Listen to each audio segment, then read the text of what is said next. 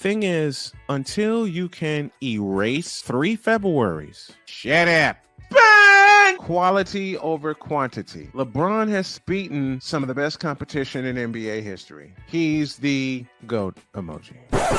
I will not cuss. I will not cuss. I will not swear. I will not swear. Where sports is the base, life and fun are the results. This is the Brian Snow Show.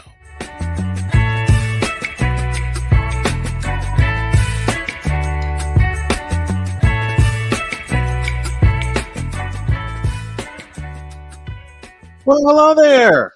And, oops. I keep pressing the wrong button. False start on me. I'll take blame for that. Oh, Lordy. You think I'd learned by now. Good afternoon, everyone. And welcome to the latest and greatest edition of the Brian Snow Show. Happy to have y'all with us. We are presented by BetUs.com. Hey, sports bettors, listen up. Your favorite sports book, BetUs.com, is back and in our 30th year of action. Live in-game betting, incredible odds with daily odds boosters, props, and parlays, fast payouts, and exceptional one-to-one customer service. We got it all. Log on to BetUS.com. or call 800-792-3887, 800-79-BET-US. And if you log on right now and you sign up and you use the code Snowman, you get a 125% deposit match on your initial deposit. BetUs.com, where the game begins. Oh, man. I got Jason Joseph coming at the bottom of this hour. I got the Randy Musings of Vigala at the 3 o'clock hour. And an uninvited guest. I'll explain during hour 2. So Cole Johnson, one of my fabulous executive producers, put this idea in my head. Can we go around the horn, please? Yeah, let's go. Let's go around the horn. And we'll start with this. And thoughts and prayers are with Cleveland Indians manager Terry Francona going precautionary testing at a hospital. He was not feeling well before Tuesday's night game against the Royals and is not with the team as he undergoes precautionary testing at a hospital in Kansas City. Francona was taken to the University of Kansas Health Systems to be evaluated out of an abundance of caution, given his medical history. Spokesman said after the game, a 2-1 Indians win, that Francona was still at the hospital being evaluated and would remain there overnight for observation. There will be no further updates until Wednesday. Well, to Terry Francona, the manager of the Cleveland Indians, man, all the best to you. All the best to you, sir. I know I know about the health history. I've kept up with it. I know a lot of people going through some health problems right now, myself included. But man, all the best to you, sir. Please take all the precautions necessary. And I'm proud of the Cleveland Indians for taking all the precautions. Excuse me. For taking, doggone it, I can't get this mic right. For taking all the precautions necessary. All of them. I love the fact that they're taking all the precautions necessary. We stay around the horn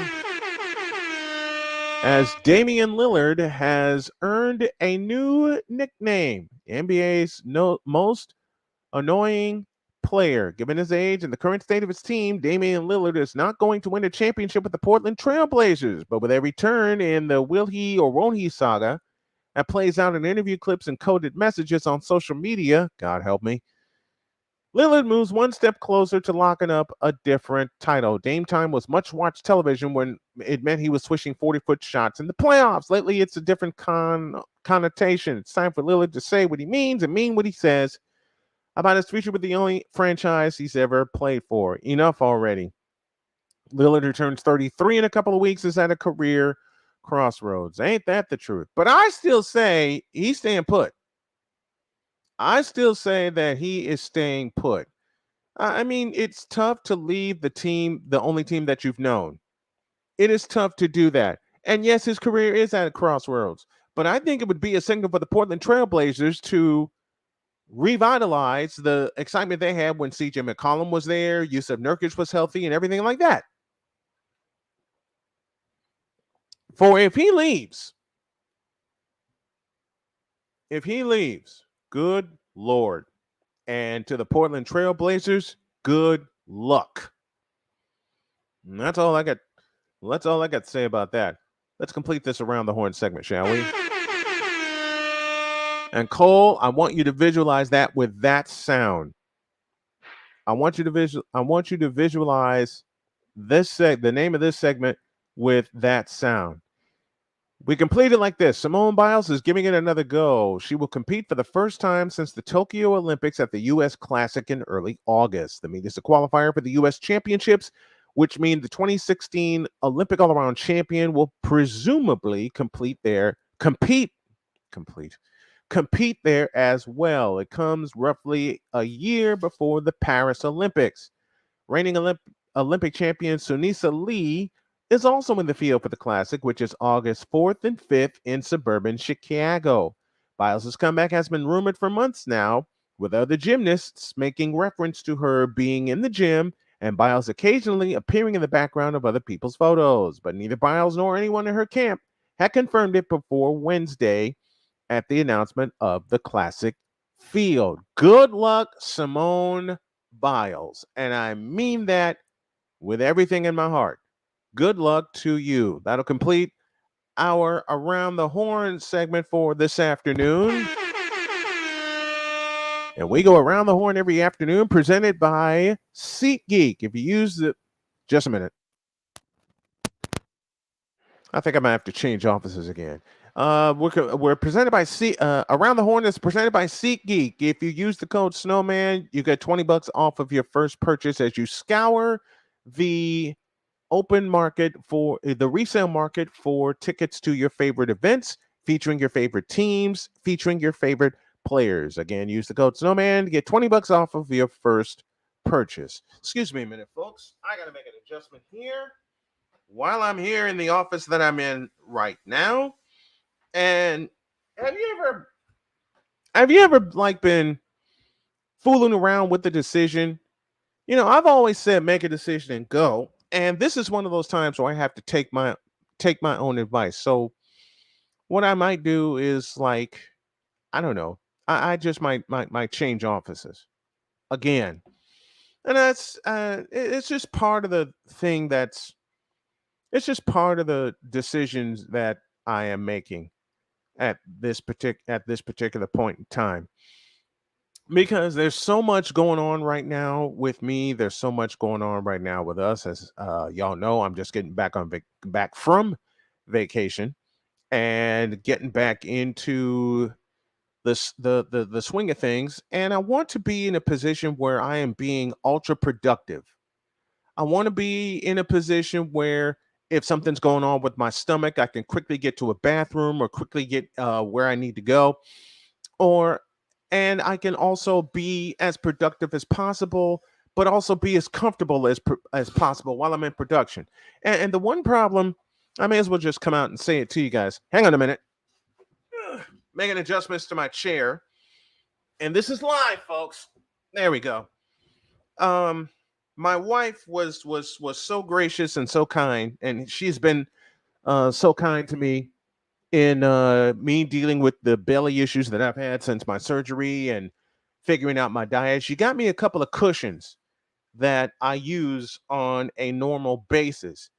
And I am contemplating the decision of, I don't know, putting them in an office chair or waiting to get a gaming chair and put them there, or bringing this current chair that I'm in right now into my new office and playing around with the surface area there, playing around with how I can make things comfortable in there. Ryan McCoffey, the first one in. It's time to get funky. Ow! Have mercy. Absolutely. So for those of you watching on CSTV, we thank you. And for those of you watching on YouTube, we thank you also. If you haven't done so, please subscribe to the channel. Check us out on CSTV, our television network, for the Brian Snow Show. We got a break, and when we come back, Rob Manfred wants to cut the baseball schedule. What? I'll explain after this.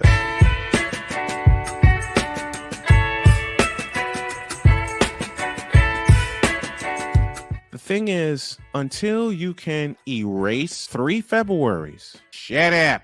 Where sports is the base, life and fun are the results. This is the Brian Snow Show.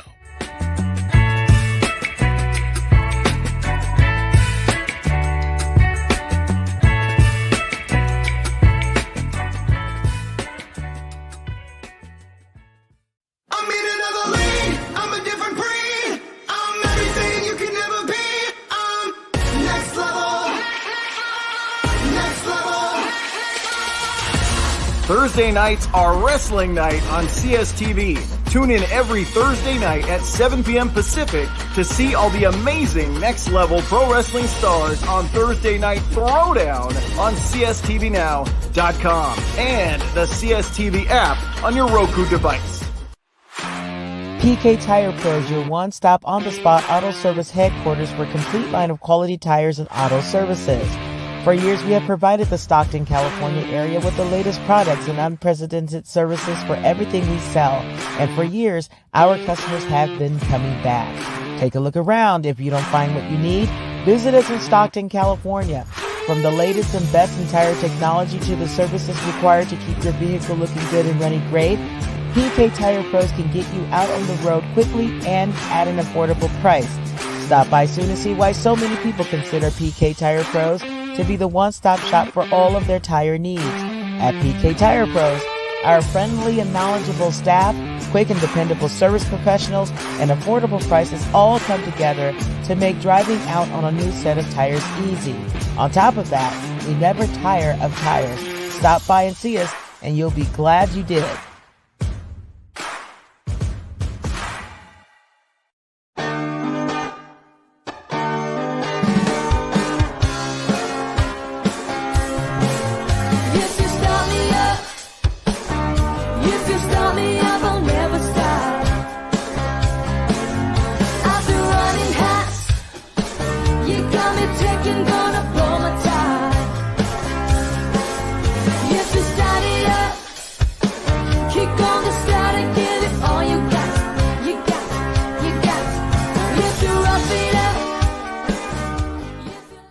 Where sports is the base, life and fun are the results. This is the Brian Snow Show.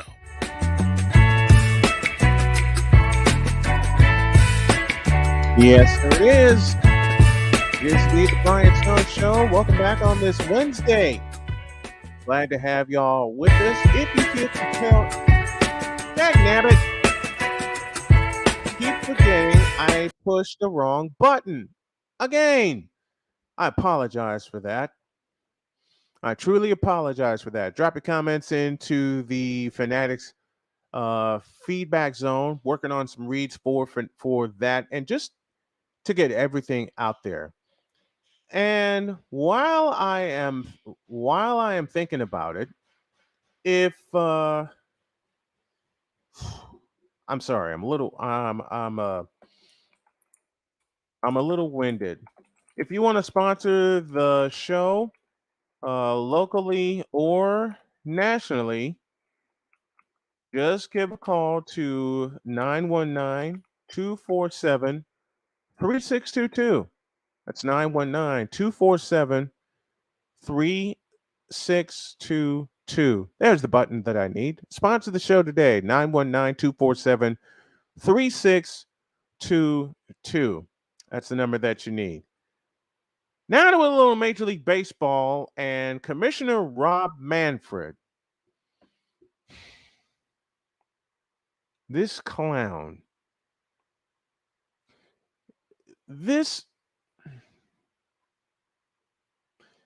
Victor, get up here. Please. I need you a few minutes early.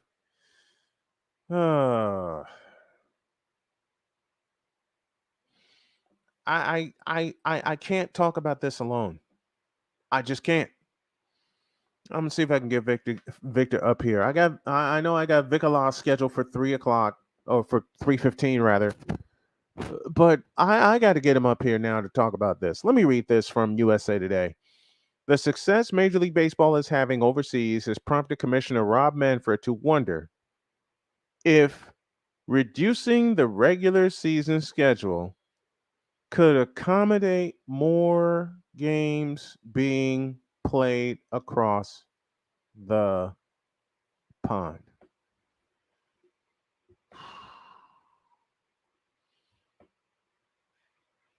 Let me read this again.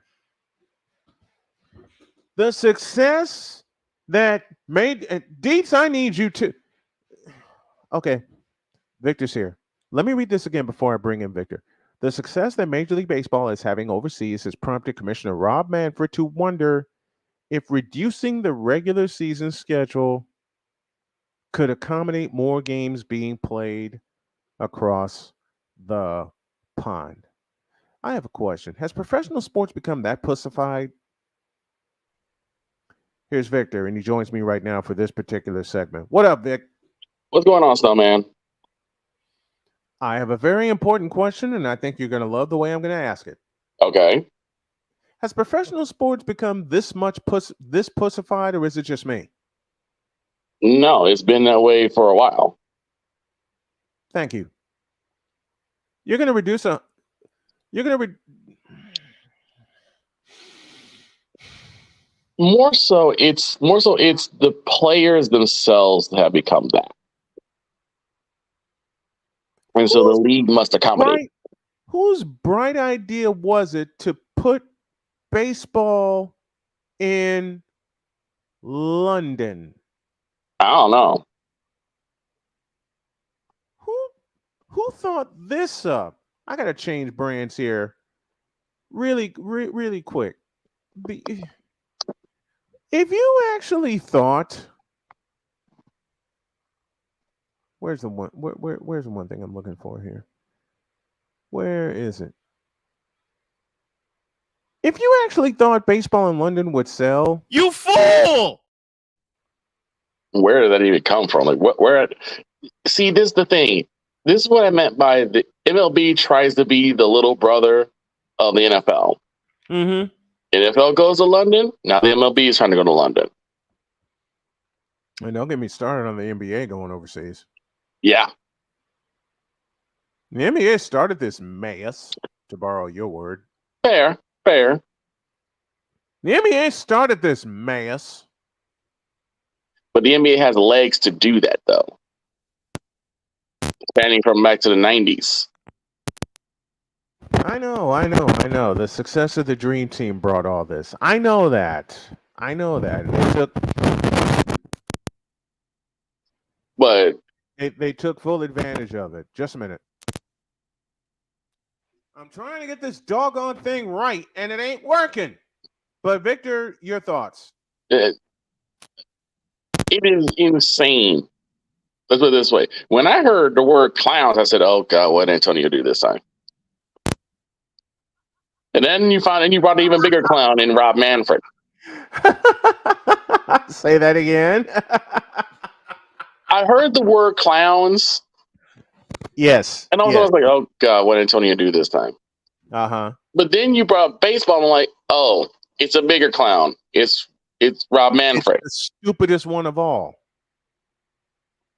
What is his logic behind this? What is his logic behind this? You said the key word. You just said the key word. Like, what is the plan here? You just said a key 5-letter word that doesn't apply here. Logic. There ain't no logic to this. No. I still can't understand. There is no logic to playing baseball. I mean, unless it's the World Baseball Classic, which is where overseas baseball belongs. Yeah. Okay, that I can get. And I still think they should cancel the World Baseball Classic. Edwin Diaz, hello. Yeah. I'll echo the sentiments of a partner of ours. Mhm. Cancel the classic. Yeah. Yeah. Cancel the classic. He doesn't really serve a purpose, honestly. It really doesn't. Except for like some people who like baseball overseas, but even then, I shouldn't say it's minute because we did Cabo. Puerto Ricans were out there for their team in full force. I mean, my gracious. But that's different for two reasons. Okay. One, they were kids. That's true. And two, the support was organically and naturally there. Yes. Yes, it was. Support for the World Baseball Classic in this country. It's weird. I mean, they go. I don't know what the ticket prices were. They Ryan McCauley from Saratoga, New York. They shouldn't cancel the WBC, but they should move it to November to avoid conflicts with spring training. I'll agree with that. You know what? That's what they should do. The one thing that will always the Japanese series, for God's sakes. Here's the thing: the one thing that has always annoyed me is the fact that they moved the Pro Bowl to before the Super Bowl, which was stupid. The Pro Bowl was usually 2 weeks after the Super Bowl. Exactly. You get a breather after the Super Bowl. You jump into the Pro Bowl, which kind of is a meaningless game, but it's not because it's still fun. And they should do the same thing with the World Baseball Classic. After the World Series, 2 weeks after the World Series, do the World Baseball Classic. It was fun until they took the pads away. Yeah, now we have flags now. It was great job, Goodell. You know what? Okay. Don't want to bite off Wise, but I think we're going to also have some effing moron commissioners of the year too, because all three of them can pass. Adam Silver can pass, Goodell definitely can pass, and Rob Manfred can pass. Dear God. As moronic commissioners of the year. One of my favorite guys, Bryson Lewis, aka Bubby Lewis from my TIU days, checking us out. Good to see you in here, man. Play-by-play with JJ. Good to see you in here. I'll have him at the bottom of this hour, and then I'll bring Victor back at the top of the next hour. And I already gave him a clue of what we're going to talk about. Yes. But what has happened to the off? I know Jason's going to enjoy this question. What has happened to the authenticity of baseball? Don't count on Gary Bettman. Yeah. Ugh. Here's the thing with authenticity of sports nowadays. Majority of the modern fans don't really care. You see that in every sport. Look at how much they completely stripped mined every single sport of its authenticity, from football to basketball, baseball. I'm afraid hockey could be next. I hope not. Gary Bettman's the commissioner. Does that tell you anything? But it's like every single time. But again, for Ryan, this is for you. Gary Bettman's the commissioner. Does that tell you anything? It's annoying, man. It's annoying, and I've seen it is beyond annoying. I've seen it writing on the wall. You want to chop 8 games off of a schedule that people had gotten used to for 4 decades. Not only that, you're chopping 8 games off of season ticket holders who have already bought their packets already. They bought their season ticket packages already, and they're paying money out the where to get these tickets, and you're going to take 8 games away from them just so you can put a game across the pond? What? You want to do something? Listen, I know I'm going to be labeled old, and I know I'm going to be labeled old school. You want good international baseball? Bring back the Montreal Expos. Yeah. I mean, blow the piss out of Olympic Stadium and rebuild it the correct way. Man, the Expos. Oh. You took me back with that one. You keep the Washington Nationals, okay? They have their World Series, okay? Yeah. You keep the Nats. But from the time that they arrived in Washington in 2004 till now, that's them. You take every piece of the Montreal Expos history and you send it back to Montreal. You blow the piss out of Olympic Stadium, you rebuild it, and you establish a new Montreal Expos team. You could do that with all the teams that have been lost by the wayside. You could do that with the Houston Oilers. The Houston Oilers. You should do that with the Seattle Supersonics. I'm sorry. Could you say that again, please? They should. You should be doing that. You should be looking into that option with the Seattle Supersonics. The Seattle Supersonics. Seattle. Doggone it! I'm tongue tied. That's how mad I am. A lot of S's in that name. Say it again. Yeah, a lot of S's in that name. A lot of syllables in that name. Seattle Supersonics. Yes, the Seattle Supersonics should never have left. Is the sentence I was trying to get out. I do get people saying, well, they had a market, but there was a big market for Seattle for basketball. A market that should never have been raided. A massive market. Mm-hmm. University of Seattle, anyone? And really, with a lot of these moves, like with Houston to Tennessee, Seattle to Memphis, and to a lesser degree from Montreal to Washington, it comes down to a 5-letter word, greed. It comes down to greed. Majority of these individuals are so doggone greedy that even though they already have a good deal where they are, they need to go to another market for a bigger, better deal. Look at the Nets. We now pause for just a minute. I'll do it later. We now pause for a moment of silence for the New Jersey Nets. Yes. The Nets had a great thing going in New Jersey. Their own identity. Did they have a lot of exposure? No, because New York was there. But they made do with what they had, and they were building up a pretty decent team. Mm-hmm. And what they do, let's go to Brooklyn. Let's tie up with Jay-Z. How has that been working for you guys? And Jay-Z got the hell out when he needed to. Look how that's turned out. He got the hell out. Not only that, you then hitched your wagon to two mules known as Kyrie Irving and Kevin Durant. Oh, jeez. Oh, geez. Yes, 2-pack mules. That weren't even good at it. 2 stupid pack mules. 2 stupid ass pack mules. It's greed. A lot of organizations, they run like corporations, which I guess one part is a good thing, but at the same time, you're not running the team in service of the fans of that particular city that they're there for.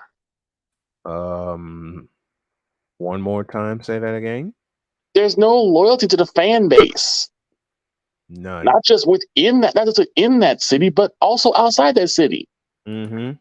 Imagine if the 49ers had to go somewhere else.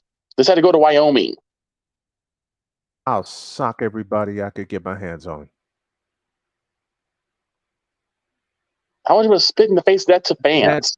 I would now in that particular situation. I understand why they moved to Santa Clara. Candlestick Park was falling down, and their base of operations has always been in Santa Clara. Right.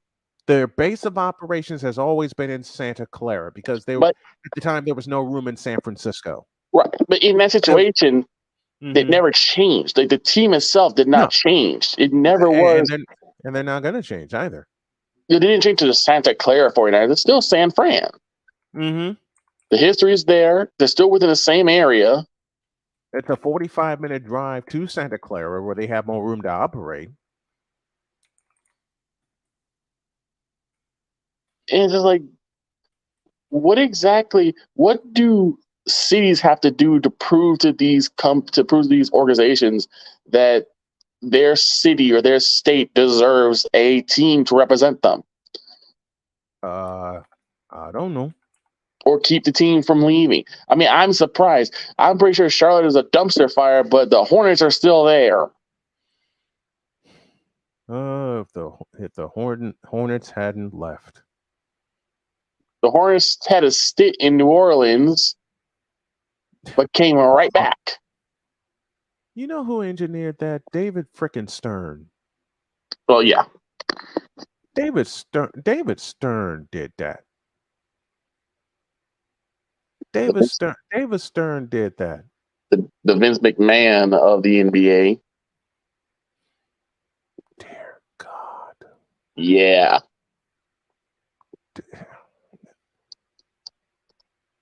You know I'm playfully about to punch you, right? I know. I'm aware. But you get it, and I love the fact that you. But I love the fact that you get it. Absolutely. I love the fact that you get it. It's just maddening because you see a lot of these changes that don't need to be changed. Mm-hmm. And then people wonder, well, how come we're losing business? Because the old school, old-fashioned fans who were there, who were diehards, mm-hmm. You basically disenfranchise them by making all these changes. Yep. For a newer, quote unquote, fresher audience, and that audience is not interested. And at the same time, never would be interested. Exactly. I don't know how the New Orleans Pelicans are surviving right now. I don't either. Because they're never going to make the playoffs again. I don't know how they are still going strong. They're never going to make the playoffs again. Ever. Unless they did what you said about Philadelphia. Push the plunger. Try again. Get rid of Zion and blow it up. That's it. All right. Got to drop you. Got to go to a break. I'll have you back at the top of the next hour. Thank you, buddy. Gotcha. No problem. Victor will rejoin us at the top of the next hour. Hey, Wednesday Night Baseball tonight inside of the Snowman Broadcast Center. It's the New York Yankees and the Oakland Athletics. That will come your way at 9:30 Eastern Time tonight. I hope y'all will join me for that broadcast. Back in a deuce.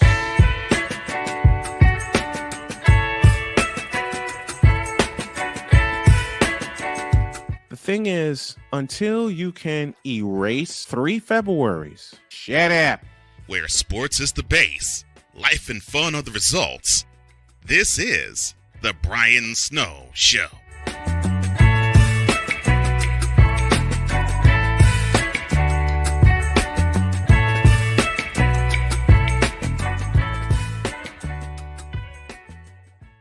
Hey y'all, Snowman here. Catch me, Cole Johnson, Wise El Jefe, Vicala, and the rest of the usual suspects and a few unusual suspects as we bring you 2 hours of the best sports talk you will ever watch and listen to. It's called Snowman in the Morning with Cole Johnson. Now on at 10 a.m. Eastern, 7 a.m. Pacific on CSTV and CSTVnow.com. Join us, won't you? This planet has been great to me. It's given me gifts that I can't even explain. It's given me adventures and memories I'll never forget. And Battleborn, I think, has given me the opportunity to go beyond and give something back. How can I be a better custodian to this planet and the place I live? That's where I am with Battleborn. Let's make the planet a better place.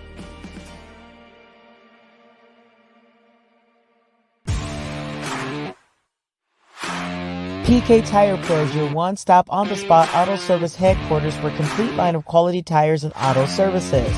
For years, we have provided the Stockton, California area with the latest products and unprecedented services for everything we sell. And for years, our customers have been coming back. Take a look around. If you don't find what you need, visit us in Stockton, California. From the latest and best in tire technology to the services required to keep your vehicle looking good and running great, PK Tire Pros can get you out on the road quickly and at an affordable price. Stop by soon to see why so many people consider PK Tire Pros to be the one-stop shop for all of their tire needs. At PK Tire Pros, our friendly and knowledgeable staff quick and dependable service professionals, and affordable prices all come together to make driving out on a new set of tires easy. On top of that, we never tire of tires. Stop by and see us, and you'll be glad you did.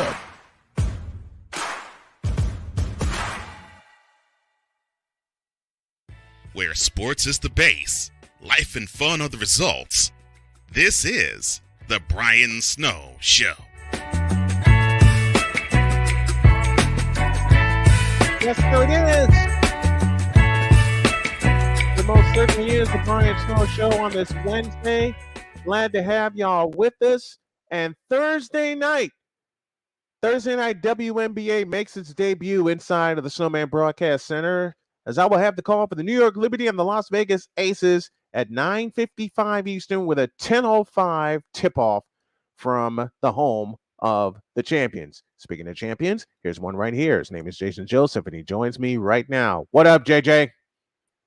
I love that intro, first of all. I just got to say that was really clever, and I love how you just, slid that in there. But how's everything going with you, Mr. Snowman? I'm doing great. I have you on. We're going to talk some broadcast shop. And here's one thing, as play-by-play announcers, and I've been asked this question, and I know you have also. How much preparation do you put into each and every play-by-play call? I feel like you could never stop preparing. You could literally spend, for baseball at least, you could spend at least a day preparing, every single day, and literally use 24 hours, because it really just goes you're not necessarily a glossary, because you can't memorize everything. But the good thing about Major League Baseball and just about professional sports in general is that you have access to so much information. And with what's given to us, social media, ESPN, right? Like Basketball Reference, Baseball Reference, those types of websites have been very helpful in a lot of ways. But I could also listen to other broadcasters. I could listen to them call games and figure out, information from them, and listen to other interviews. So, I mean, the job just never ends. So it doesn't. And the fun part is, the job never ends. Like you said, the job never ends. That's the fun part about it, because there's always a nugget that you can pick up and use on either the call that you have or the next one. There's always something that you can use. For sure. And the one thing that I also always use when I prepare, especially for baseball, since we're talking about baseball, I don't use spotting boards per se. I'm not really a big fan of the messy desk syndrome, and because I'm covering just one team, even though they change their opponents all the time, I just feel that having that spotting board and having to update that can be a little bit daunting at times. But what I do is I'll print out notes, and I'll literally even go through what other websites have to say. Even the betting insight websites now, they're really toned in on stats, and some of those things are really useful. So what I'll do is I tend to do a lot more reading nowadays, and I also listen. So sometimes if I'm tired of reading and if I have to go for a walk, okay, well, let's listen to a podcast. Let's listen to what somebody else has to say. And sometimes I'll literally just come on YouTube and I'll see who's live right now talking about the Phillies or talking about Major League Baseball, just to kind of get a fresh sense of somebody else that, is very credible and somebody that's a source, that's been doing this for a little bit of time. And that also is really helpful. And Twitter, obviously, as well, is another great way to get information out. But I really just try to have a setup where I have my monitor, I have my laptop, I have another external laptop, and maybe another iPad or so, just so that I have different screens that I can look at. And that way my notes are organized and I can understand what's coming from every single angle. And that takes time. And part of the reason why it does take time is because you have to get the reps, obviously, but also the other thing that's tough about it is that the first time that you do it, there might be some things that you like and some things that you don't like. So you have to learn what is best for yourself. It's not easy. how long did it take you to get your full rhythm together when you since the day you started to now? How long did it take you to like really develop your rhythm? And on top of that, do you find times where you're still developing your rhythm? Oh, for sure. I mean, I do that almost every single day. It's funny that you bring that up because sometimes because it's not a 9 to 5 schedule, sometimes if a game finishes really late and then if I have a early afternoon game the next day, Mm-hmm. some of those nights can be really long because Yeah. I don't want to have to do everything in the morning. And so Mm-hmm. I'm not even this is just the preparing side of things. Like this doesn't even go to making the thumbnails. Doesn't even Mm-hmm. go to just the whole distribution of where this thing goes, to YouTube and the marketing side of things. This is all just prep. Yeah. And prep, let alone, can be a lot of work.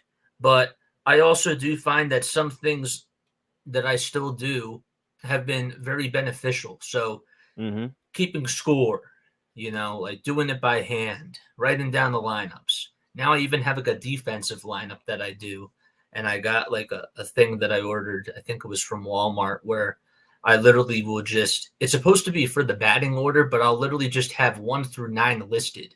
So that Yeah. way, like when I'm just given the defensive lineups, I can just say behind the plate, JT Realmuto, over at Mm-hmm. pitcher, Aaron Nola, and that type of thing. And that way I don't have to go hunting and I'm like, oh wait, like where's Bone playing? Mm-hmm. In the lineup. So I really just try to keep things organized. And I think that for the most part, I'm starting to get a better handle on what I'm doing. It just takes a lot of time, but there's definitely some things that still constantly change. I'm always looking for news stories. Obviously, the stats change every single day, so you got to Yeah. update that. Yeah. But when you're doing a new series, that's when it kind of gets a little bit tougher because the players change. Mm-hmm. But I like to tend to write down notes and some things I won't use for every game. But if I Mm-hmm. don't use something for one game, maybe I'll use it for the next game. And it's so key. You mentioned the biggest thing that I'll freely admit I've had problems with until like the last 10 years: organization, being organized, having order. Dad used to tell me all the time, get some order about yourself. He meant that on and off the microphone. Wife echoes the same message, and I had contemplated, changing offices and moving back into my other office where I have a lot more surface area to work with, which I'm going to do after I do a couple of things here because I feel more organized in there. And I said at the top of the show, even having the right chair, because the wave of the future is going to be us sitting here in our homes doing broadcasts. All right, let's just go ahead and put that out there, because if COVID taught us anything, it taught us what the future is going to be. And I had the pleasure of doing UNCG baseball from my home when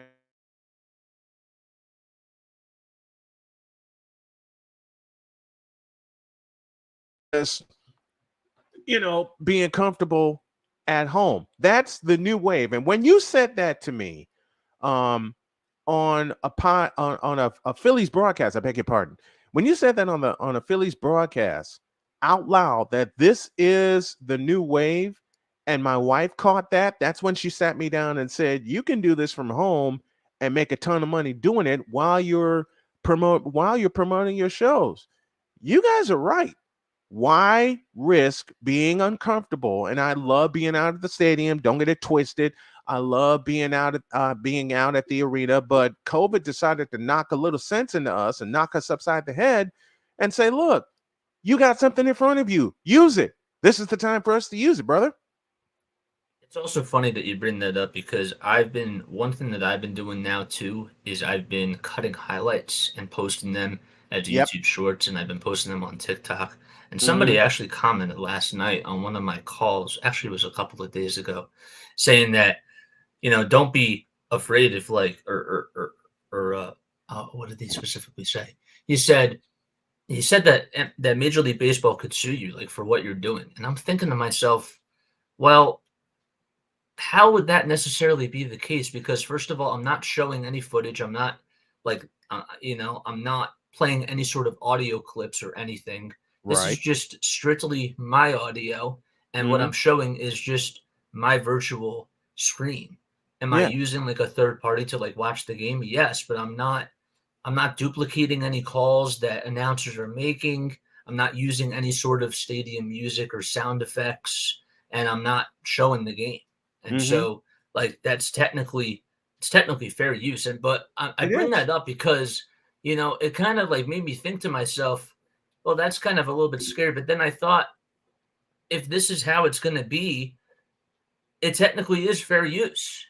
And so, you are going to have people that are out there that are going to debate whether or not it is fair use. But then it goes into the whole conversation of, is sports talk on YouTube, fair use and that type of thing. I don't know if I should. I don't want to open up that can of worms, but I just think that it's so funny that you bring that whole thing up, because I really do feel like that major networks are going to start trying to implement this a little bit more. And even if we're not at home, and if we do go to the stadium, just by interacting with audience members and not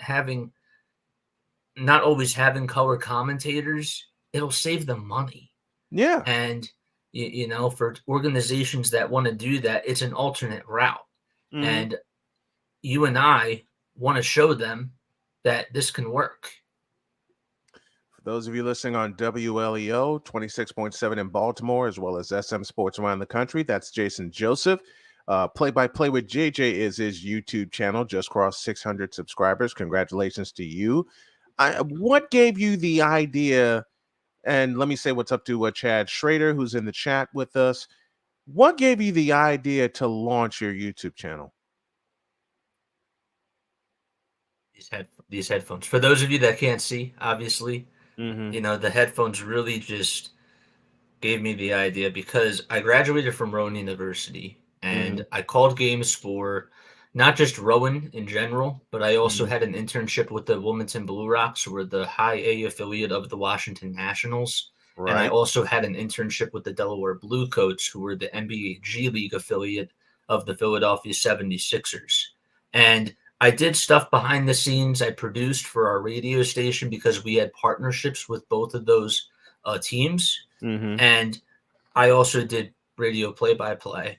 And the more times I did it, the more comfortable I got. But as soon as the season ended, and as soon as I graduated, I said to myself that, I can get an internship at NFL Films, and NFL Films was awesome. But by about the third month, I was like, this is great. Don't get me wrong. And obviously I love being at NFL Films, but something's missing, and it's putting these headphones on. So I then first started to reach out to people, reached out to agencies, reached out to all different minor league teams, NBA G League teams, and colleges, and people that I met from networking. And I kid you not, for about 4 weeks, I sent about at least 50 emails a week, and I'm still hearing back from some people, which is really crazy. But I was like thinking to myself at the time, it was like 5 weeks into this, I was thinking that, reaching out to people is nice, but what do you have to prove to yourself? And so, like, I could have taken an internship or a job out in Oklahoma, but forget about the culture shock, forget about, being away from home and living, potentially, I wouldn't say like living in my car, but like that type of thing, like where you have to be cautious about money. I said, forget about all of that. Jason, how many games have you really done a week? And if they want you to do 2 games a day plus 4 hours of just talking on the radio, you don't have that stamina yet. You got to build that up. Yep. So, and Scott Fransky's words also really stood out to me too when I met him at a networking event. Scott Fransky, the radio play-by-play announcer for the Philadelphia Phillies. And so it was just a combination of all those things. And I just thought, I can just call games on here and just practice doing play-by-play and do it in front of an audience and just see where it takes you. Because if you want to do this every day, you have to put in the work. Yeah. And I'm not driving, to high schools. I'm literally doing this from my own home. And there's pros and cons. Yeah, yeah, of both. But of course. the best thing is that I am getting reps. Mm-hmm. And even though I don't have a color commentator, I think I'm making it work. And You do fabulous, man. I mean, I love listening to you. I love hearing your calls and watching you progress. And I reached out to you. You know what people don't understand. If you really want to progress in this, you got to be bold. And I was bold enough to reach out to you and say, "Hey, how'd you put that setup together?" And you and I have been like this ever since, man. It's so funny because the fact that you found me means that I'm doing my job, because all the marketing, like all the hashtags and all of the extra work I was putting in, it pays off because people start to pick that up. So when people are searching for different things, I also think that it was also just the timing of it too was perfect as well. Right. But I definitely do believe that my hard work, like as soon as I met you and as soon as I met Larry and all these other people that have continued to come onto these streams, it's just been an incredible way to network with people. And I've learned that networking on here is really such a powerful way of growing not just your audience, but your brand, and help out other people grow their brand too. So it's been incredible from that aspect. And I'm just really happy of what I've been able to build with the family so far at Play by Play with JJ. But I want to continue to let it grow, and I just want to continue to build a family, and I want to help other people, especially like you, people that have really helped me in so many ways, build up their families too. I know that this is actually a little bit off topic, but I do have to tell you that the one thing that I'm always looking for as a broadcaster, as an entrepreneur, as somebody that is just willing to get better, I'm always looking for ways to improve. And I have to tell you that, the terminology stuff, it's definitely been something that has been very, very beneficial. And so, I was really proud that you came on the other day and was like, try saying kicks and deals more often, because in your head, like in the moment, you think that you're saying it a lot, but you can't hear yourself. Right. So, and the fact that you said that made me feel really, really happy, because, that's the type of feedback that I need. And that's the only thing that I don't always like about being on here, is that some people are a little bit afraid to give you some sort of constructive criticism because they think that you're going to take it personally. I'm always looking to get better. And I even came up with a list of different ways of saying different types of terms. So like, instead of saying the pitch, I have kick steals or fires away, throws it in motion, right? Like winds up, and different types of ways of saying a high pitch, climbs the ladder. And so I'm going to start implementing those things more, because you have to learn how to vary your terms. But in order for you to do that, you got to get the reps. Absolutely. And since my surgery, I mean, I had a couple reps with UNCG, but it hasn't been consistent. But well, thanks to a late night blessing that I got from a friend of mine, MLB TVs is in the works for me. And I'm so excited to be doing more. And I'll say it again, besides you and the Play by Play with JJ family, because every time I come in, the folks are greeting me and I absolutely adore it. My biggest support has been my family.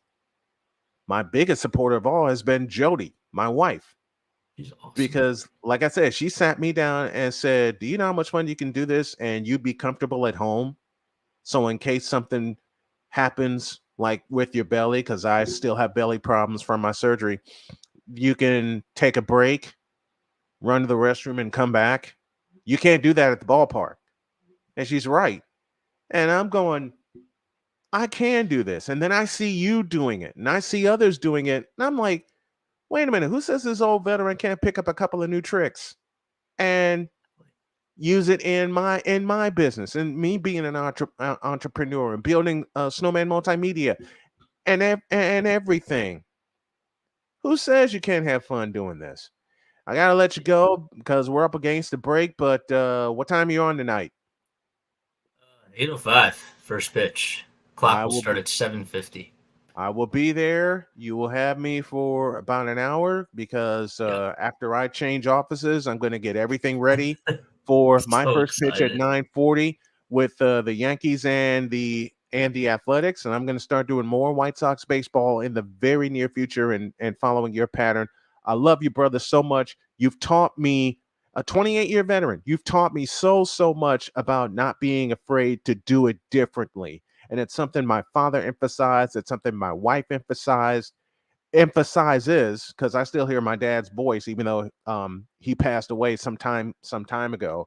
I hear his voice. I hear my wife saying it to me, don't be afraid to be different. And that's the biggest thing that you taught me. I love you for that. I love your calls. I love coming on to your channel. You'll have me at 8:05 tonight before I go on the air. I appreciate you, brother, so much.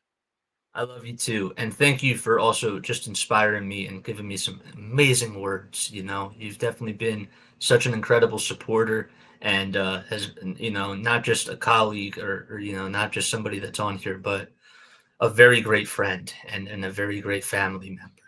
For those of you who don't know, Jason reached out to me and said, I need to talk. So there were some feelings that I know I felt in my early years of broadcasting that he let loose. And I just kept smiling because I'm like, been there, done that. I can teach this young man and any other broadcaster, male or female, who reaches out to me going forward. Let me get to a break. Thank you, Jason. I love you, brother. I'll see you at 8:05. All right. Jason Joseph joining me here. Pause for 3 minutes. And when we come back, hour 2 of the Brian Snow Show after this.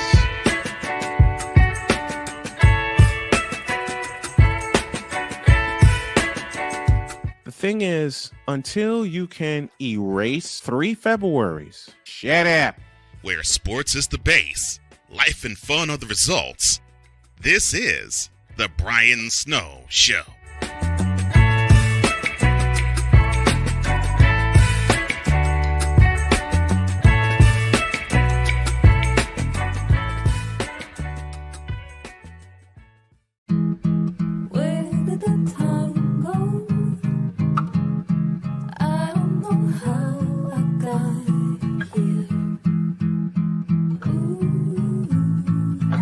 Done the hard part. You quit smoking.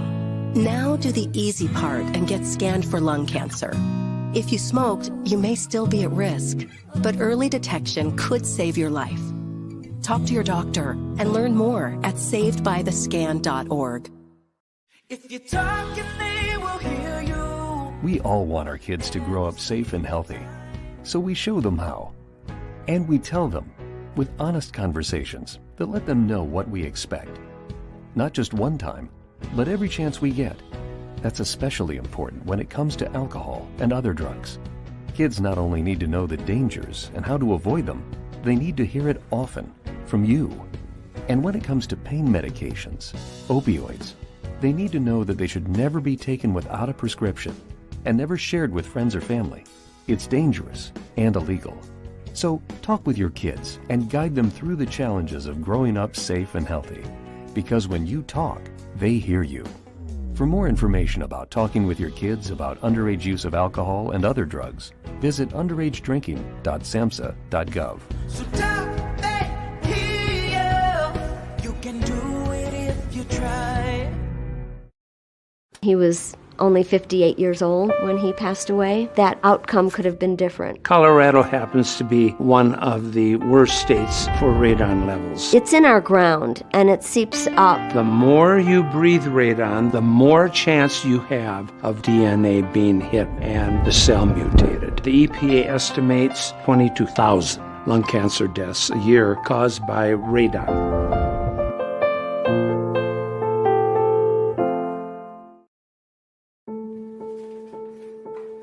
We all make choices. When it comes to alcohol, kids make choices whether to drink or not. Bye, Dad. Bye-bye. Remember, I'm going to Alex's party tonight and sleeping over. Have fun. Hey, have a seat for a second. Remind me about that party again? Alex is just... And adults make choices whether to talk about it. That's true of parents and every other trusted adult in a kid's life. Kids want to know our expectations when it comes to alcohol and other drugs. They want guidance and honest answers to their questions.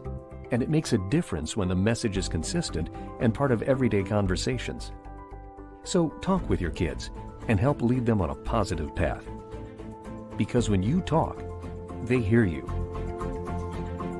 For more information about talking with your kids about underage use of alcohol and other drugs, visit underagedrinking.samhsa.gov.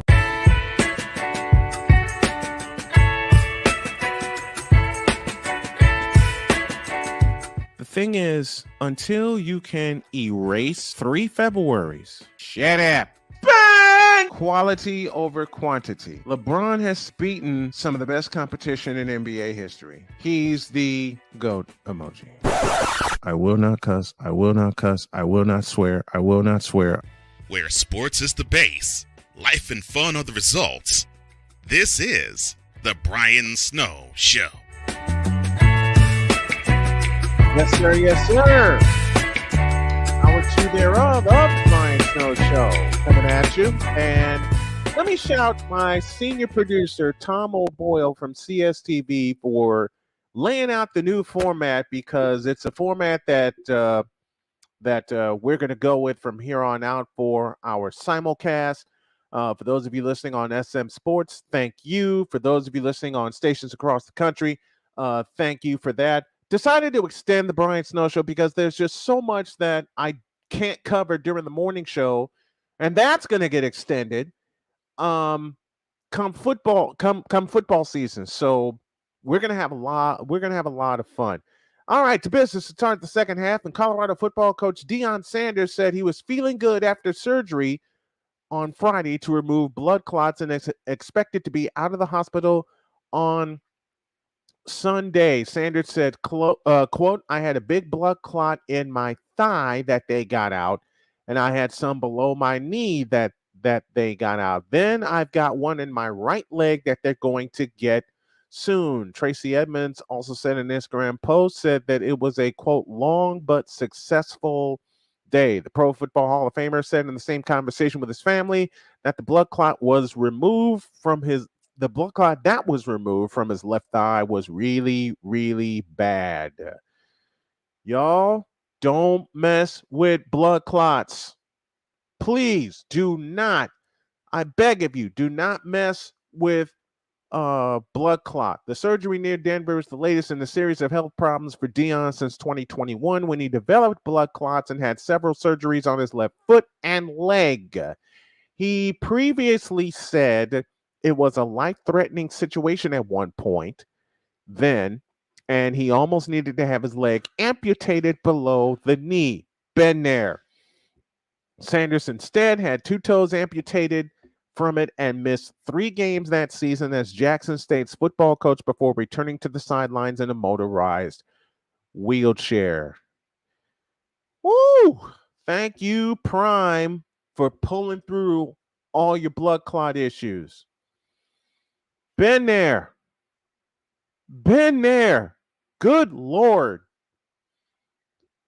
You know, the most wonderful thing is pulling through that, because I dealt with blood clots myself. I also dealt with congestive heart failure. And I thought congestive heart failure in 2003 was going to take me. Then I had bilateral blood clots in both my lungs in 2021. Not fun at all. Not fun. If you feel, this is a plea from anyone, no matter what age, if you feel like you're dealing with blood clots, get them checked out right now. I'll tell you what led to mine. When my family and I were living in North Carolina, I thought that I was just fatigued. And then I suffered a fall at home. And when I suffered that fall, I didn't know what to do.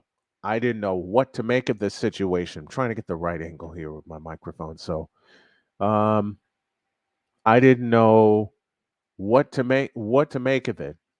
I'm sitting to the right of my mic. Does this sound okay, you guys? Let me know in the chat. I didn't know what was going on because I became very disoriented. I just kept saying help. I just kept calling for help. And thank God there were two ladies that rode to my rescue, my daughter Sonia and my wife Jody. Sonia leapt out of her chair, came racing into the kitchen, which is where I fell. And she called 911. And well, wife came in.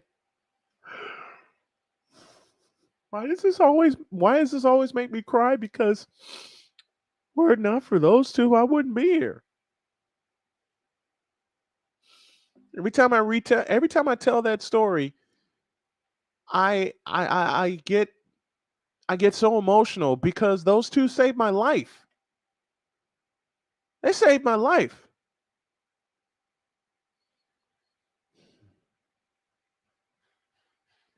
We go to Mariah Parham Hospital in Henderson, North Carolina, and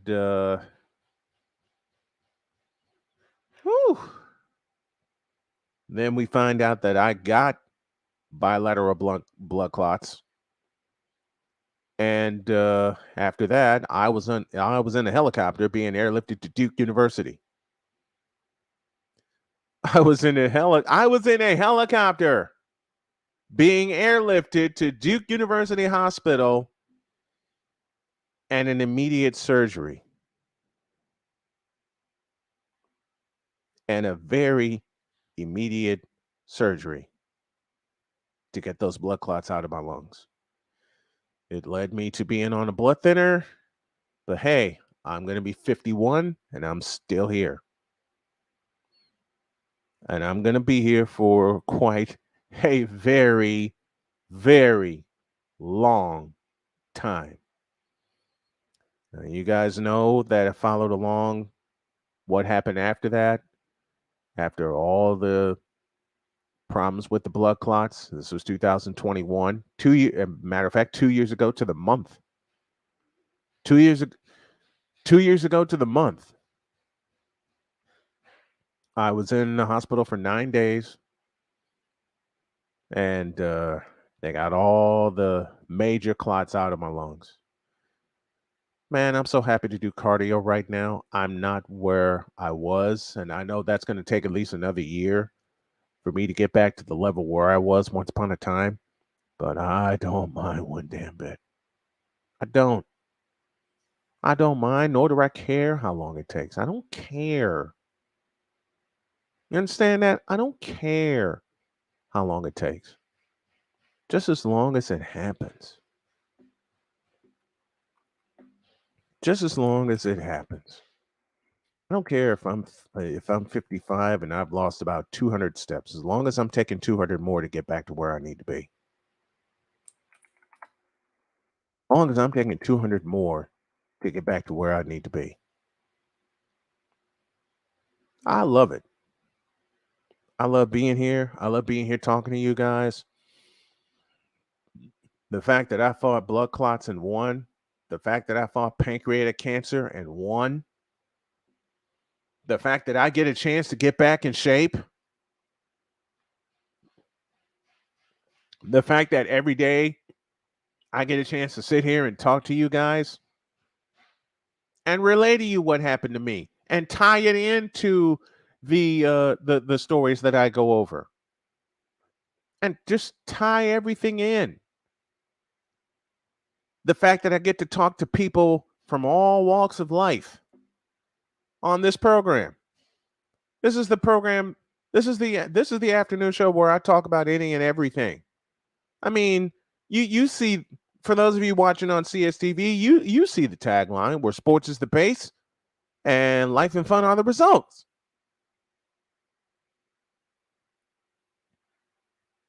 I wouldn't have this any other way. I would not have this any other way. And I don't want this any other way. Let me give a birthday shout out to my buddy Ryan O'Neill, the man in charge of WQEE 99.1 FM in Atlanta.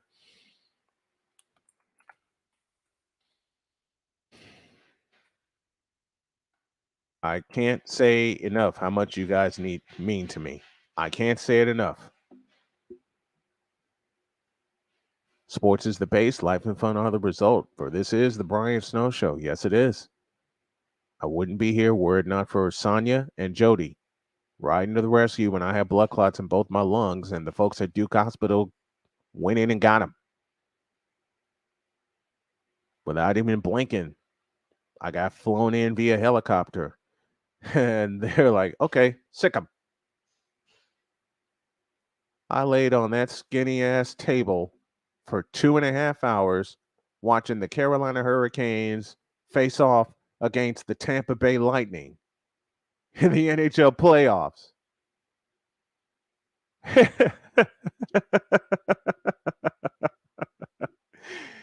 Yes, I was watching. I got to do it, Ryan. I got to do it. Yes, a black man on a hospital table was watching a hockey game. And yes, I remember the teams that played.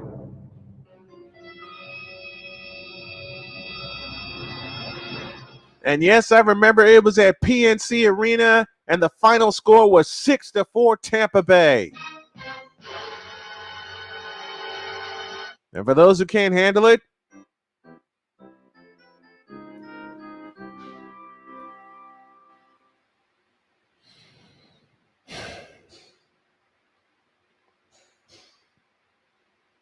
but I'm still here.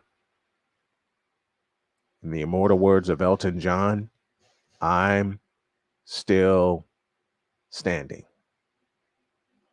Yeah. I'm still standing.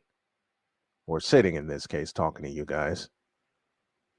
And I'm just able to sit here and push all kinds of buttons that'll make y'all laugh. Like this one. What? Like this one. No. This one. No. This one. No. This one. Stay off the weed. This one. And The shot, he scores! Hawks win! Darryl Sutter! thank you, Pat Foley. That was from 1985 at the Met Center. Wait, a black man that knows hockey? And that's going to be a running joke till the day I die. I played that for Jody and she cracked up laughing. But it's just great to be here 2 years later after fighting blood clots and fighting pancreatic cancer and everything that happened last year when me, Jody, my family, Cheyenne, Carmen, Dakota, my grandkids, all told cancer, you ain't taking me. But I had to do the physical work. And I'm still doing the physical work. And Jody looked me in the eye one night and started crying because I was so out of it. And she says, it just seems to me that you've quit. Well, baby, I ain't quitting. I made you that promise that night. Now I'm going to keep it. And now it's a promise I make to everybody. I basically told cancer, and gave it a Tiger uppercut. Oh, let me do it again. I gave it a Tiger uppercut. here in Indiana after Duke Cancer Center said to my wife, go home and get your affairs in order. That opinion was Ready? And pull. Trace. Yes, I'm pushing all kinds of buttons. I can't help it. Couple more before I go to break. We took that opinion and gave it a Yoga fire. as well as a Sonic boom. and Shoryuken. and a Yeah. and a and finished it with a Tiger uppercut. and told everybody that believed I was a goner. Wait a minute. Let me change brands here because Hawk TV, my brother, is with this afternoon. And I got to do it this way. I have to do it the right way. Me bowing out to cancer. are you for real? Whoops. I got button happy. I'm sorry. I got button happy. Hawk TV, that was for you. Victor Locke after a break.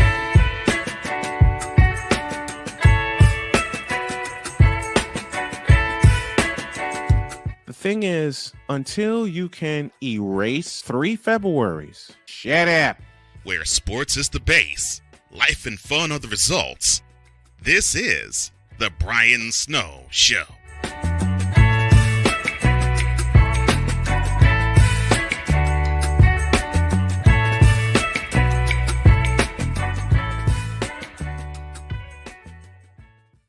We're not a cooking show. We're a show about cooking. We turn the camera around and point it at you. Our show takes place right inside your kitchen.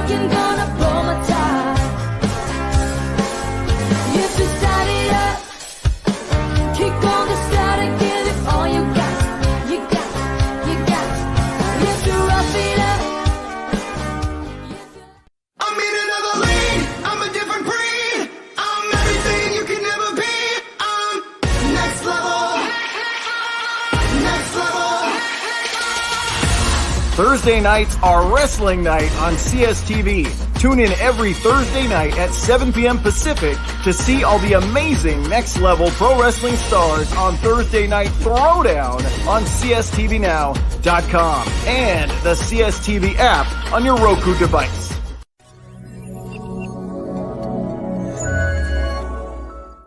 Where sports is the base, life and fun are the results.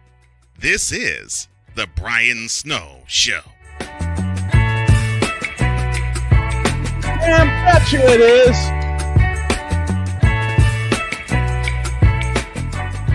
$18 after hour 2, and here's Vicola. He's back. What's up, Vic? Oh, man, you gotta stop all that. You're giving black people everywhere like numerous heart attacks, man. What are you doing? Why am I giving them numerous heart attacks? Black man knowing hockey? Black man actively watching hockey? Black man watching hockey while in a hospital? Wait. Take that from the top, please. Black man knowing hockey? Next. A black man actively watching hockey?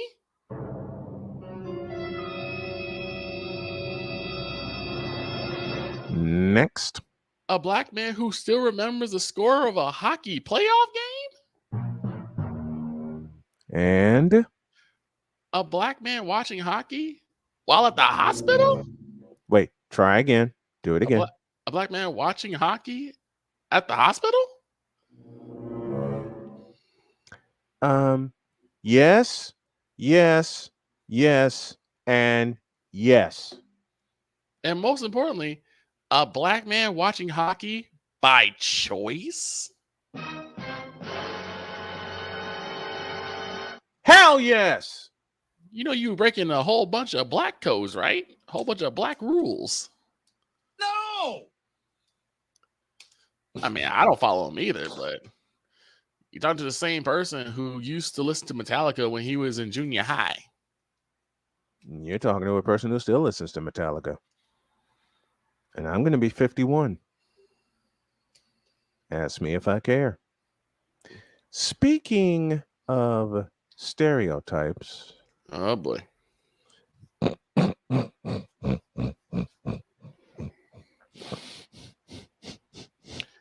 Yeah, buddy.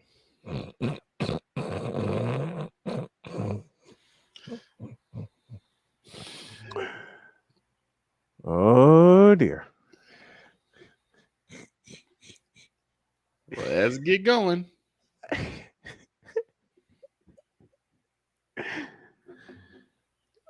First, an honor to Ryan McCarthy. Wait. 2 black men interested listening to Metallica. Since I was 14 years old. Same here. Wait. A black man talking hockey that recognizes this. Oh, not that, but this. The shot, he scores! Hawks win! Daryl Sutter! 4-3 in overtime, 1985, Met Center, Bloomington, Minnesota. Mm-hmm. Now to the subject at hand. God help us. Yeah. I am going to read directly from News One, which should tell you everything you need to know. Yep. Brace for maximum. You know what? Let's go. I have several words in mind. I just can't use them too. here. And the same reason I have them. One is a 2-syllable word that I cannot use.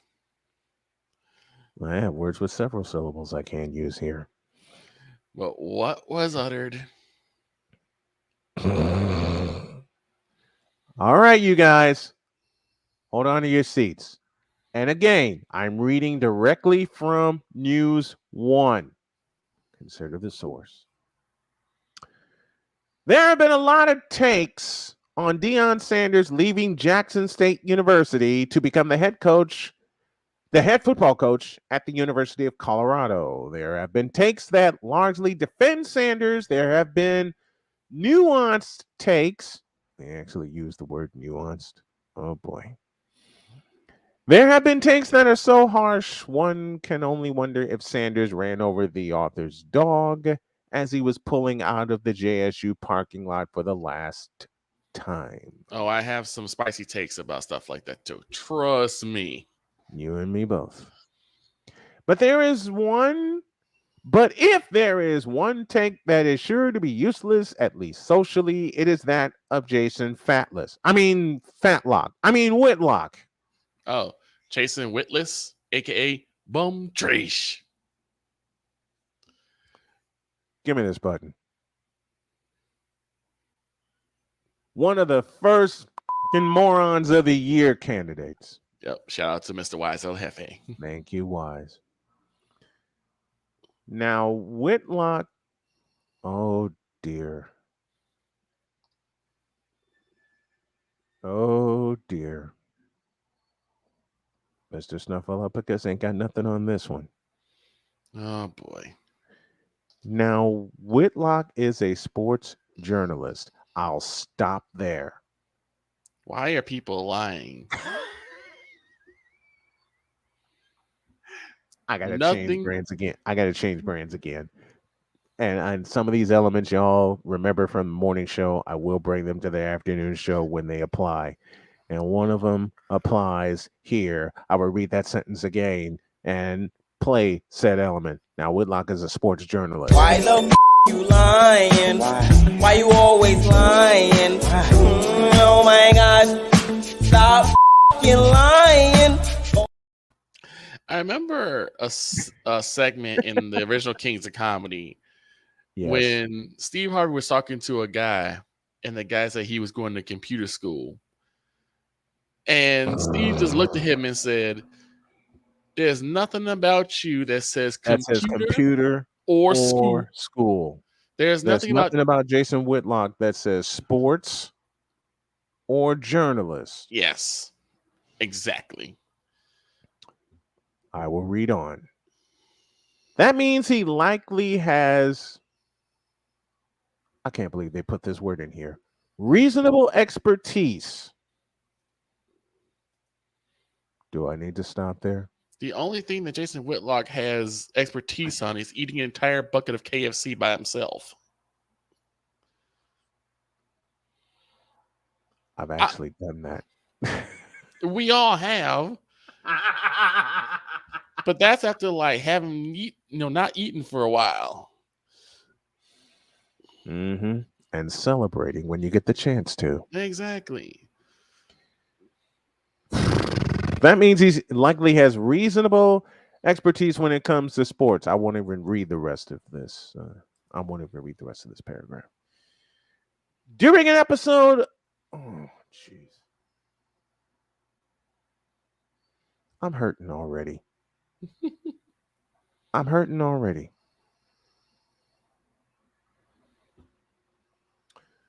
Ryan, here we go. During an episode of Fearless with Jason Whitlock, the gold medalist in sunken place tap dancing said to correspondent Steve Kim, who is Korean, quote, "Let's play the clip of Dion talking about being black. I know you're an expert on that," close quote, to which Kim responded with laughter. What?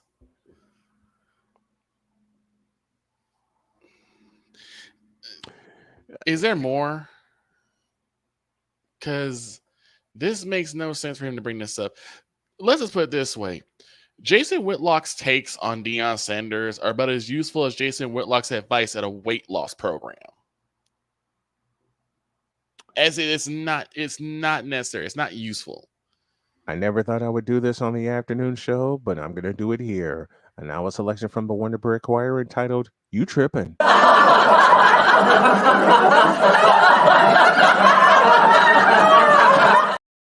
Hey, Jason Whitlock. You fool! What does Hey, Jason Whitlock. You fool! Hey, Jason You Whitlock. fool! I'm starting to feel like Bizarre Wise here. Like, what has Jason Hey, Whitlock done? Hey, Jason Whitlock. You fool! What has Jason Whitlock done to make him relevant? Seriously, what has he done to make him relevant in any form of sports journalism, period? Look, I'll do it again. I will do it again. Because this is going to be a two-parter, folks.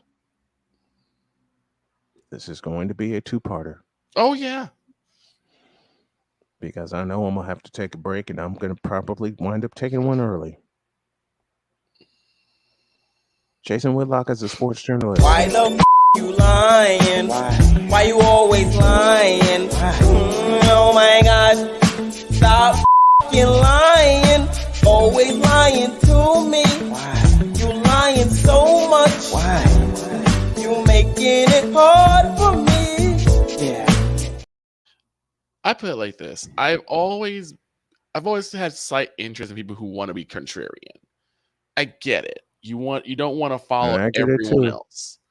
You don't want to follow everyone else's opinions. But there are certain things that are not contrarian. There's no on the contrary for this.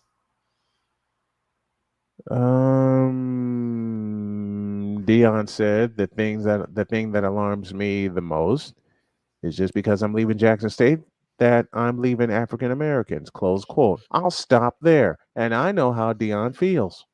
Okay. I know how Dion feels, and the fact that Jason Whitlock commented on it makes him take a big fat craptacular.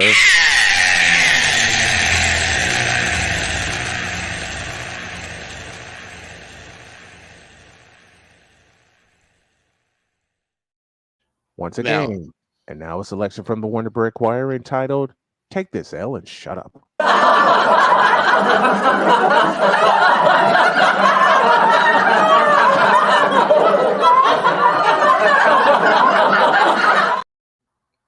One more time. Hey, Jason Whitlock. You fool! Should I go in now or wait till the break? Because hey, Jason Whitlock. You fool! Because for a lot of those people, I got some things to say when it comes to those type of thought processes. I'm just saying. I will read the line that's going to make both of us go in, and you're going to lead off. Okay. And I'm telling everybody in the chat right now, hold on to your seats, hold on to your ears, hold on to your nerves.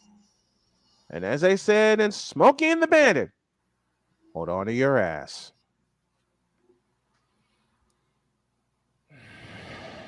I'm taking a deep breath. Mm-hmm.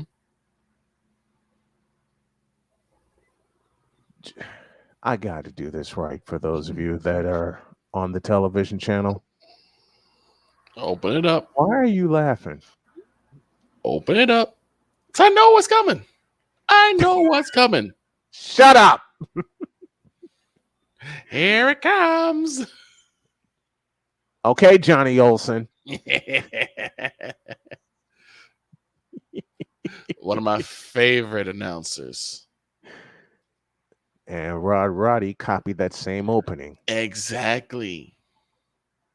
Okay, do it again. Here it comes.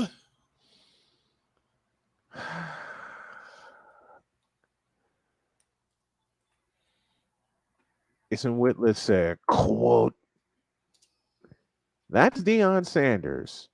He tells people to clap, they follow every word that comes out of his mouth. I want everyone to know that I'm black, but I'm not leaving black people." Close quote. Sir, the next time you are with black people will be the first time you are with black people.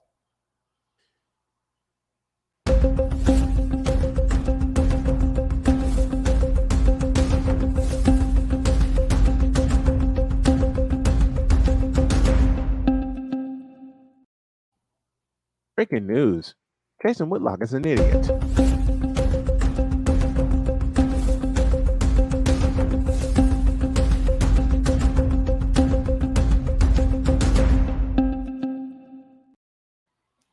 Why am I having so much fun with this? The fact that he could open his mouth to say anything about the respect that Deion said. You want to know why people are following Deion Sanders? Because of the example that he set. Not just on the field, but off the field as well. Like I said, why am I having so much fun pushing buttons? I can't believe Because I can't help it. I can't believe he would open his whole mouth to say something like that.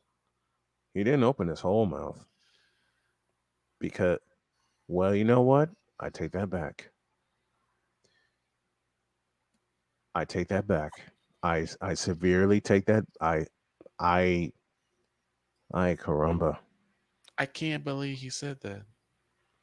I'm trying to process this right now. You're trying to process this. He said, Wait. You're trying to process this? He says, You're trying to process this? Here's the thing. Jason Whitlock has, again, like I said, contrarian. But he's been the biggest contrarian, even when situations don't need to be on the contrary. He was the one that opened his whole mouth, and he denigrates. There's that phrase again. He denigrates multiple black people, but now he wants to sit there and say, "Well, I stand with black people. I'm not leaving black people. Black people don't want anything to do with you. They want MAGA, nothing please. to do with I you." will echo Bizarro Wise. MAGA, please take Jason Whitlock. Please. Not even MAGA want him. MAGA don't want him. Please take him. He needs to be on the island of misfit walruses. Well, let me finish what he said. Oh, Jesus. I know. I'm getting in trouble. Jason Whitlock also said, quote, "Look, man, Jackson State's campus is like 98% black. Colorado's campus is about 2% black. You did leave black people." Close quote. I'll pause here with these words. You fool! I will take a break, and then Victor and I are going to go in to close the show. We'll be back.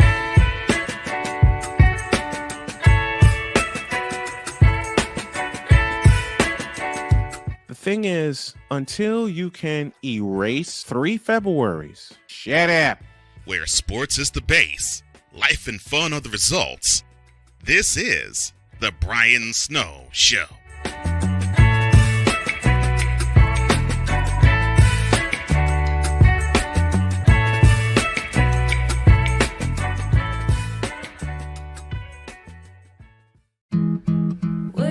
the time goes, I don't know how I got here. You've done the hard part. You quit smoking. Now do the easy part and get scanned for lung cancer.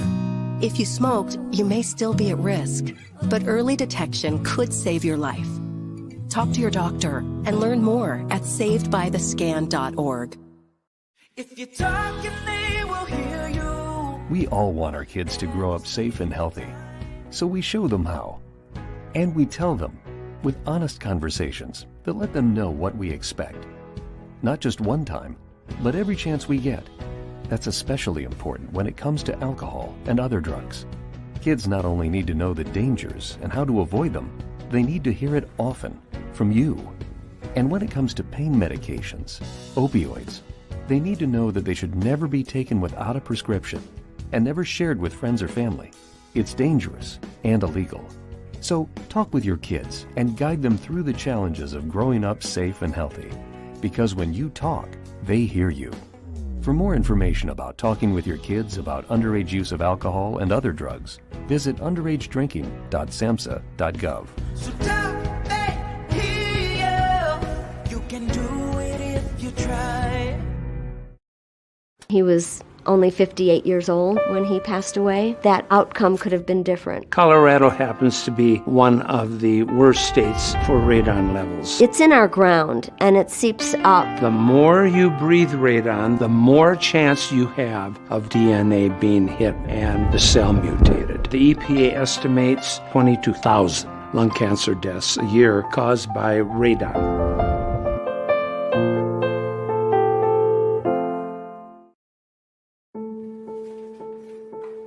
We all make choices. When it comes to alcohol, kids make choices whether to drink or not. Bye, Dad. Bye-bye.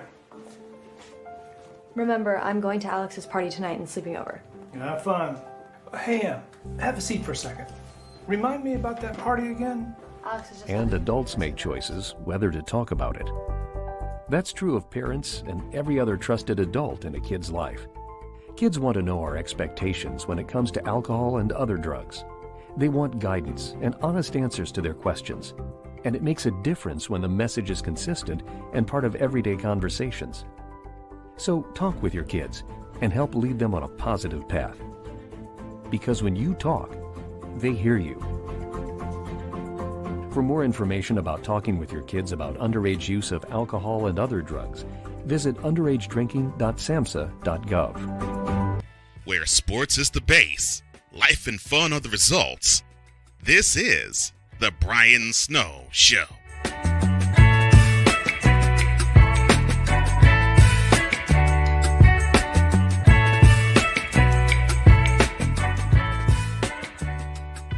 Just made it back in time. This is indeed The Brian Snow Show with Victor Locke joining me. Don't forget tonight, 9:30 Eastern, Yankees and Athletics. Yours truly will have the call inside the Snowman Broadcast Center. And then tomorrow, Thursday night, WNBA, Liberty, Aces, 9:55 is the start time of our broadcast. All things Jason Witless, who ain't got no wits. I'm going to concede the floor to Victor and let him go. Go. Okay. So first and foremost, like I said, the next time that Jason Witless is around black people be the first time. This man has continuously taken on the side of contrarians and has called black people out for things, some warranted, most not. But for him to now sit there and try and jump on the Deion Sanders hate bandwagon and then sit there and say, well, you did leave black people. No. Deion Sanders bet on himself, as he's supposed to. He did everything he could for Jackson State, and they were a better team for it. Now he wants to go and do something for him, and you guys have a problem? I said before, I agree with Wise when he said this. Jason Whitlock will say anything to stay relevant. He will say anything to stay relevant. Sounds like a few people I know. It is maddening that he would even part his lips to say that. And I'll say, oh, he claps and people follow. Like I said, the reason why Deion Sanders has that respect is because he earned it. What in God's creation of green and blue has Jason Whitlis earned? Nothing. What has he earned? He hasn't earned a job that he has. They just needed a yes man, and there he is.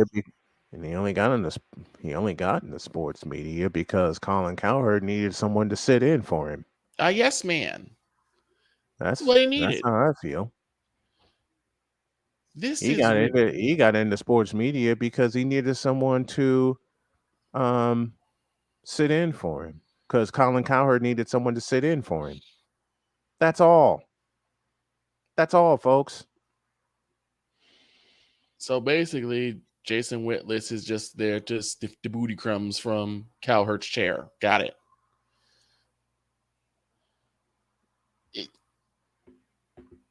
It is aggravating that someone like Jason Whitlis would dare say anything. This isn't just me being a Cowboys fan. It's not even me being a Deion Sanders fan. This is just looking at it objectively.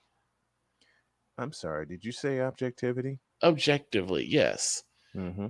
Jason Whitlock. What's the other word you use? Critically? Yes. Jason Whitlock's take on Deion Sanders and him moving to Colorado is about as useful as Jason Whitlis's advice at a weight loss program, as in none. Why is anyone even caring about what this man has to say? Yeah, exactly. Why does anyone even care? Now, why does anyone even care? Now, to the people who want to call out Deion for basically betting on himself and going to Colorado. Well, and then what you're supposed to do? I find it interesting that so many black people, so many pro-black people had so much to say. Not the pro-wax. I'm sorry, did I say they had so much to say about Yep. Deion Sanders going to Colorado. Oh, he turning back on his people. He turning back on the black community.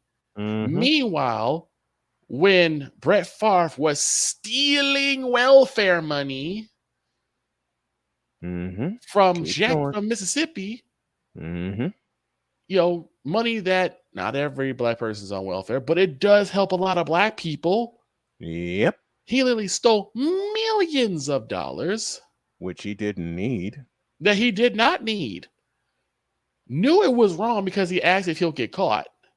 Where are the pro-blacks saying we need to go at him? You know what? Can I answer that question, please? Sure, please. Hiding like cowards. I mean, I'll give Shannon Sharp one thing. He did call out Brett Favre. Yeah, he did. I'll give him that. Absolutely, I'll give him that. He did. We did. The problem is the pro-blacks didn't. And the pro-blacks won't either. But it's crazy to me that everyone, ever since this became a story of Deion Sanders leaving and going to Colorado, it became such a big deal.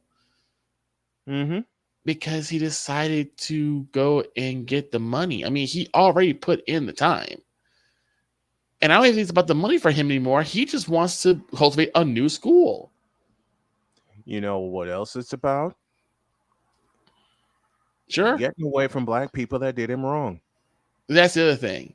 Because he was done wrong the moment he got to Jackson State. Oops.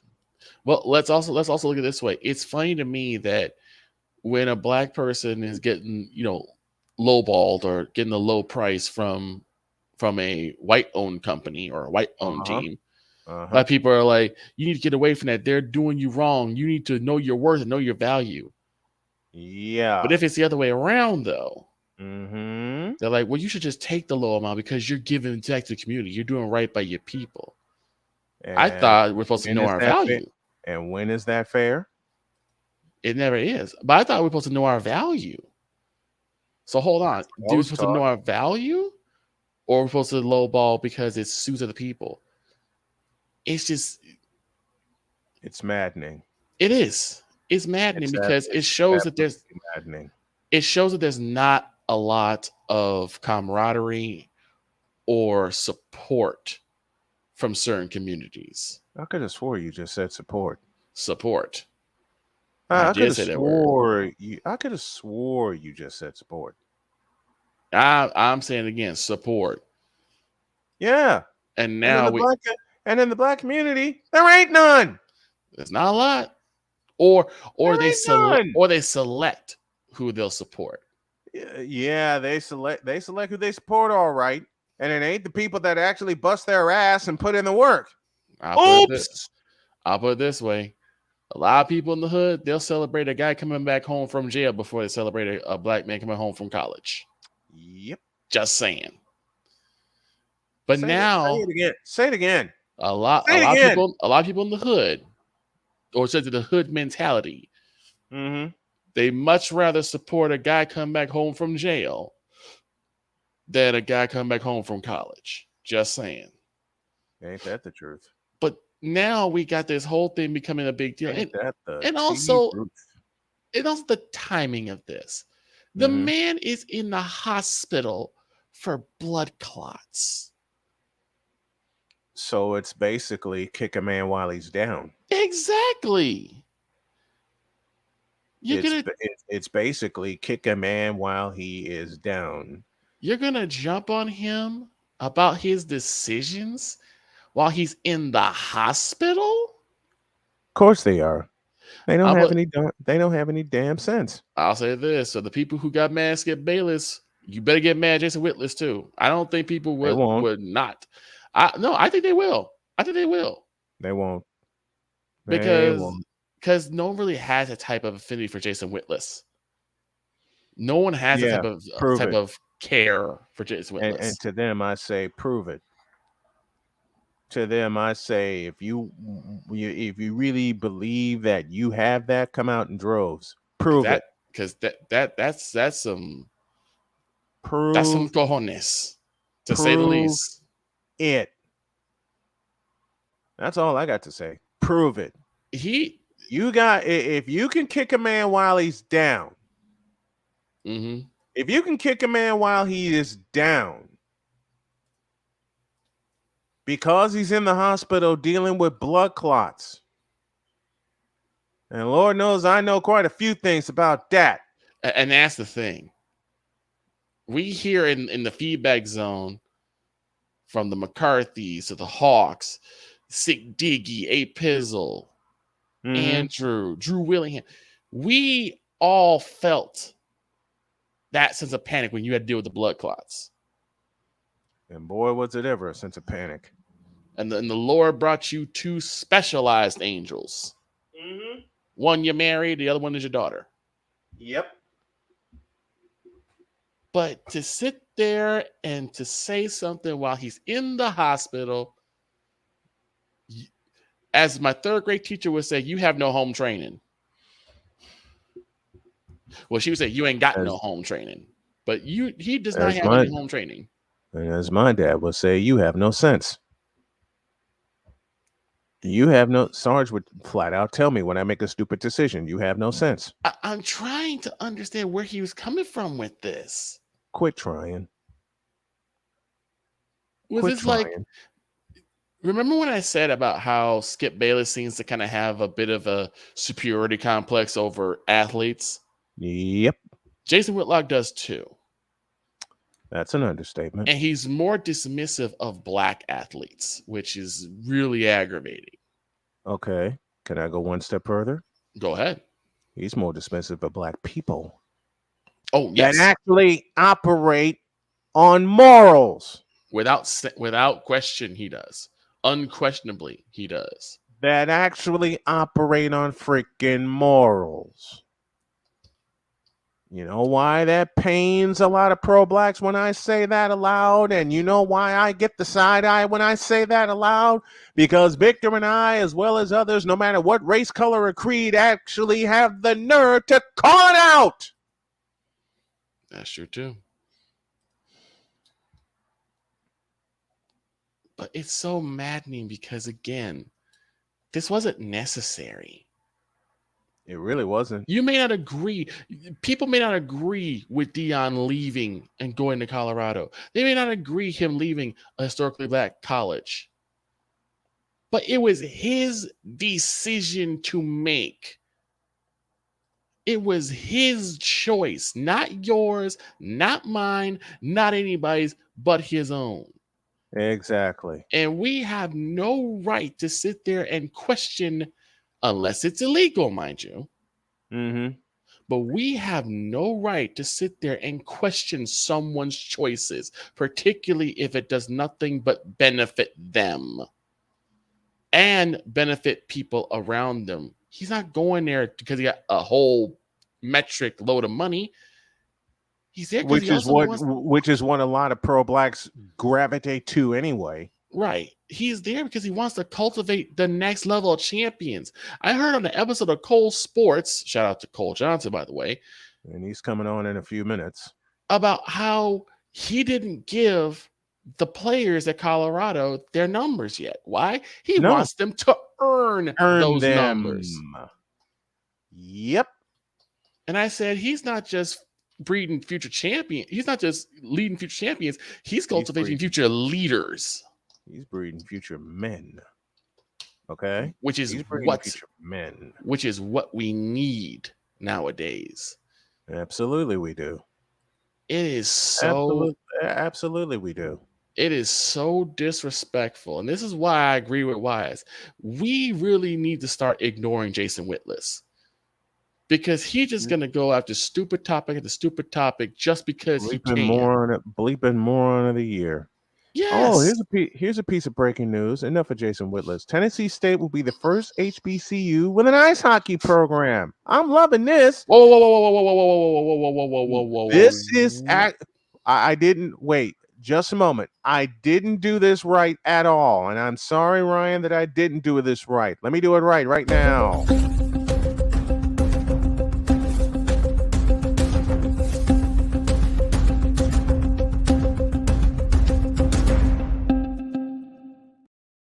A few moments ago, Tennessee State University announced that it was adding a club men's hockey team, making it the first HBCU to introduce a college hockey program. The Nashville-based school, according to ESPN, said the men's team will start play as a club program in 2024. And while no timeline was given, TSU said its goal is to eventually field both the Division I men's and women's team. TSU President Glenda Glover said in a statement, quote, "Bringing ice hockey to Tennessee State University is part of our continued commitment to provide students with new opportunities and to broaden new interests in areas where they have traditionally had limited or no access," close quote. Wow. And thank you, Ryan McCoffey, for bringing this to my attention. This is how we'll close, with a positive note. Now, as I was saying before, this is how we will close. As The Rock would say, whoa. Well, you didn't do that, right? It's like this. An HBCU hosting a hockey team? What in the blue hell do you think you're doing, you sick freak? A HBCU? Do it again. Do it again. A HBCU hosting their own hockey team? I made a plea yesterday to Ice Cube and the Big Three. I'll make this plea to Tennessee State right now. Allow me to call those games. I don't care if I have to fly in. I don't care if I have to ride the bus in from wherever I am. I want the first shot to call Tennessee State hockey.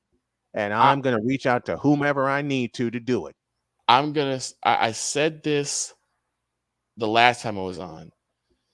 We spent decades, as Black people, we spent decades breaking down barriers that kept us separated. Mm-hmm. And now we're making all new ones. We're making our own forms of Jim Crow laws. You can't you can't be part of this because it's not black enough. You can't enjoy hockey because it's not black enough. You can't enjoy baseball because it's not black enough. Yep. You can't like rock and roll because rock and roll wasn't brought up by black people, even though it absolutely was. And still is. Some of the most well-known rock and rollers, especially back in the days of 1950s, 60s, were black people. But we want to sit here and say, well, because white people own it, we can't take part of it. More so, we choose not to. We are on this earth for a very, very finite amount of time. Mm-hmm. And I'd rather learn everything about this world, even stuff that I'm not familiar with. Yep. Than just cubbyholing myself into a place that I'm familiar with because it's safe. Man, wherever Jody and I land, I want to call some hockey. I want to call some hockey. Yeah, I agree, Ryan. I agree, Ryan. Black people playing hockey? Oh, I wasn't ready. I'll do one more again. Do it again. Oh, wait. Black people playing hockey? I'll wrap it up by saying this. And this is for Victor. This is for Ryan. This is for everyone that's hung with me. I want a shot at not only calling the big three for Ice Cube and doing it the right way, simulcast wise. I want a shot at calling the Women's Football Association championship and doing it right, radio wise. But I want a shot at calling Tennessee State hockey. I don't care if I have to crisscross the country to get there. I don't care. Y'all understand me? I don't care. I just want a shot at it. I had a chance to talk with Jason Joseph earlier in the program, and this is the new way. Sitting here at home, doggone it, sitting here at home, doing what I love to do and making money doing it. I dare someone to stop us. Victor, thank you, brother, so much. I appreciate you coming on. Dude, the pleasure is all mine. You need me? You know I'm here. All right, I appreciate you. I love you, brother. Love you too, brother. You know what? I retract me wanting to call Tennessee State hockey for a very simple reason. I've always said that if I can't find the opportunity, I'll make one.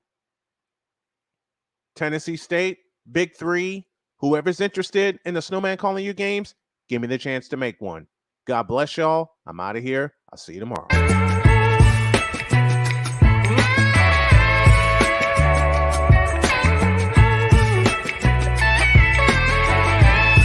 Thank you for tuning into The Brian Snow Show, where sports is the base, life and fun are the results.